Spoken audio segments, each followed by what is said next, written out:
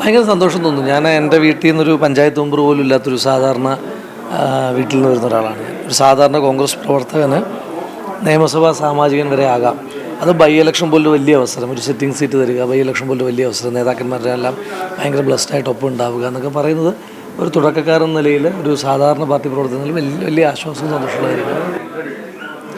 പാലക്കാട് തെരഞ്ഞെടുപ്പ് പൂരം കഴിഞ്ഞു. ഇപ്പോൾ രാഹുൽ മാങ്കൂട്ടത്തിലാണ് സ്ക്രീനിൽ മുഴുവൻ. പക്ഷെ നമ്മൾ അധികം സ്ക്രീനിൽ കണ്ടിട്ടില്ലാത്ത രണ്ടുപേരെയാണെന്ന് പരിചയപ്പെടുത്തുന്നത്. ഒരു സെക്കൻഡേ, രാഹുലിൻ്റെ അമ്മയും ചേച്ചിയാണ്. അമ്മ നമസ്കാരം. നമസ്കാരം. ഇപ്പം ചോദിക്കുന്നതിൽ അർത്ഥമില്ലാന്നറിയാം, എന്നാലും എന്താ തോന്നുന്നത്? സന്തോഷം തന്നെ. വളരെയധികം സന്തോഷം, ഒത്തിരി സന്തോഷം. നമ്മൾ അധികം സ്ക്രീനിൽ കണ്ടിട്ടില്ല അമ്മയെ. കുഴപ്പമില്ല. രാഹുൽ എങ്ങനെയായിരുന്നു തുടക്കത്തിൽ? ഇങ്ങനെ ഒരു രാഷ്ട്രീയം, അങ്ങനെ ഒരു സജീവ പ്രവർത്തകനായിരുന്നു? സജീവ പ്രവർത്തനം. സാധാരണ ഇതില്ലേ ഇങ്ങനെ മക്കൾ രാഷ്ട്രീയത്തിലേക്ക് പോകുമ്പോൾ അമ്മമാർക്കൊരു ടെൻഷൻ ഉണ്ടാവും, ഫ്യൂച്ചർ എന്താവും, ഭാവി എന്താവും എന്നുള്ളത്. അങ്ങനെ ഒരു സംഗതിയൊക്കെ തോന്നിയായിരുന്നോ? തുടക്കത്തിലൊക്കെ ഉണ്ടായിരുന്നു, പിന്നെ ഇപ്പൊ പാലക്കാടാണല്ലേ? ഓക്കെ. എത്രയായി ഇവിടെ വന്നിട്ട്? രാഹുല് നോമിനേഷൻ കൊടുക്കാൻ വന്നതിൻ്റെ അന്ന് വന്നു, അതിൻ്റെ തലേന്ന്, നോമിനേഷൻ കൊടുക്കുന്നതിൻ്റെ തലേന്ന് പാലക്കാട്. ഇനിയിപ്പോൾ ഇവിടെ കാണും തീർച്ചയായും. ചേച്ചി ഒന്ന് പരിചയപ്പെടുത്തി. എൻ്റെ പേര് രജനി എന്നാണ്, ഞാൻ രാഹുലിൻ്റെ ചേച്ചിയാണ്.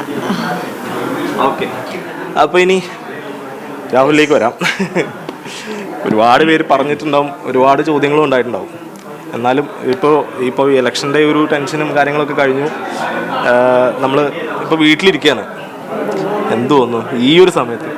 ഭയങ്കര സന്തോഷം തോന്നുന്നു. ഞാൻ എൻ്റെ വീട്ടിൽ നിന്നൊരു പഞ്ചായത്ത് മെമ്പർ പോലും ഇല്ലാത്തൊരു സാധാരണ വീട്ടിൽ നിന്ന് വരുന്ന ഒരാളാണ് ഞാൻ. ഒരു സാധാരണ കോൺഗ്രസ് പ്രവർത്തകന് നിയമസഭാ സാമാജികൻ വരെ ആകാം.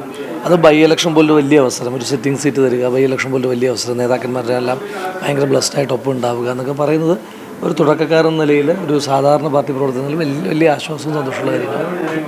ഓക്കെ. അപ്പോൾ അമ്മമാർക്കുള്ളൊരു ടെൻഷനാണ്. അപ്പോൾ ഇപ്പോൾ ഇതുവരെ ഒരു പൊതുപ്രവർത്തകൻ എന്നുള്ളതിനപ്പുറത്തേക്ക് ഇപ്പോൾ ഒരു MLA ആവാൻ പോവാണ്. വീട്ടിൽ നിൽക്കാൻ സമയം ഉണ്ടാവും? ഇപ്പോൾ കുറേ കാലമായിട്ട് സ്റ്റേറ്റ് പൊളിറ്റിക്സ് സജീവമായതിനു ശേഷം അങ്ങനെ സംഘടനാ പ്രവർത്തനത്തിൻ്റെ ഭാഗമായിട്ടും അധികം ഇങ്ങനെ വീട്ടിൽ നിൽക്കൽ കുറവാണ്. ഇപ്പോൾ ഈ നിയമസഭാ സാമാജികനാകുമ്പോൾ ഏറ്റവും മിനിമം ആ നിയമസഭാ ലിമിറ്റിലാണല്ലോ എപ്പോഴും ഉണ്ടാവുക. മറ്റേ സംഘടനാ പ്രവർത്തകൻ്റെ ഇപ്പം ഈ നിയമസഭാ സാമാജികനേക്കാൾ കൂടുതൽ ഞാൻ വീട്ടിൽ നകലുന്നത് യൂത്ത് കോൺഗ്രസ് പ്രസിഡന്റ് നിലയിലാണ്. അതാകുമ്പോൾ ഇങ്ങനെ കൂടുതൽ യാത്രകളാണല്ലോ.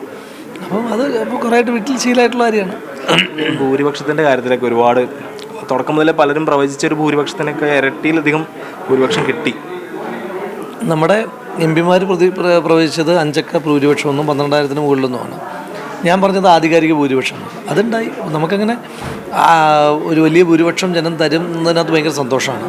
പിന്നെ നമുക്ക് അവരുടെ റെസ്പോൺസിൽ നിന്ന് തന്നെ നമുക്ക് ഫീൽ ചെയ്യാൻ പറ്റുമായിരുന്നു. അപ്പോൾ നിങ്ങളെന്നോട് മുൻപൊക്കെ ചോദിക്കുമ്പോഴും ഞാൻ പറയില്ല, എനിക്ക് ടെൻഷനൊന്നുമില്ല, കാരണം അത് ജനങ്ങൾ തരുന്നൊരു കോൺഫിഡൻസാണ്.